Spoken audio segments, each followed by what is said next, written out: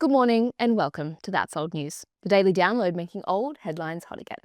I'm your host, Ainsley Harvey, and I am particularly excited for today because it's not only the very first day of the new year, but the very first day of this brand new series.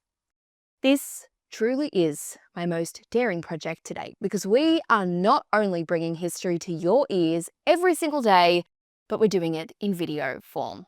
So if you're listening, hello, and if you're watching, thanks for joining me as we cover what happened on this day throughout time.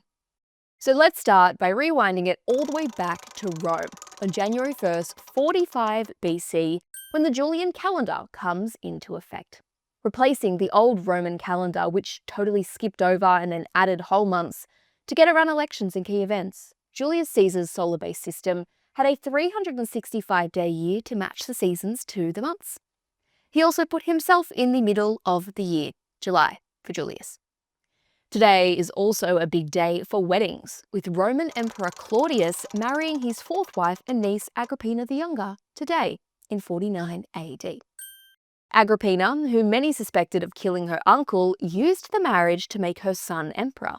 He, in turn, killed her, so kind of a family pattern emerging here.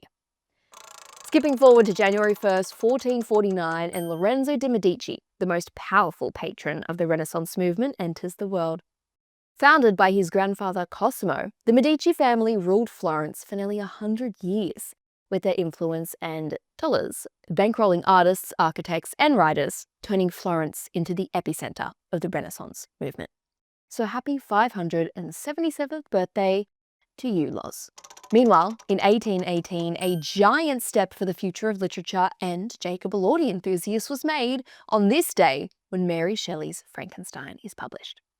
Inspired by her own relationship with death and a dream of a crazed student trying to reanimate the dead, Mary came up with the story of Frankenstein's creature. Also, if you haven't, take this as a sign to read the book and then watch Frankenstein on Netflix, not just for Jacob Elordi, but for Mary. Love you, Queen. Jumping forward 45 years, we land on January 1st, 1863, with the issuing of the Emancipation Proclamation by Abraham Lincoln.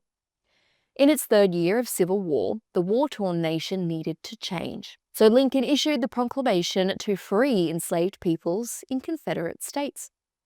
Theoretically, this freed approximately 3.5 million peoples, while also shifting the goal of the Civil War towards the total abolition of slavery. Although this would not be legally achieved until nearly 2 years later, when the 13th Amendment to the US Constitution was ratified.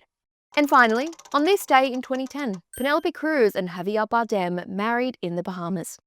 Do two hotter people exist? I don't know, maybe. But do two hotter people exist together?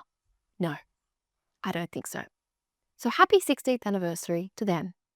And that's old news from this day in history. I'm Ainsley Harvey, and we'll see you right back here tomorrow.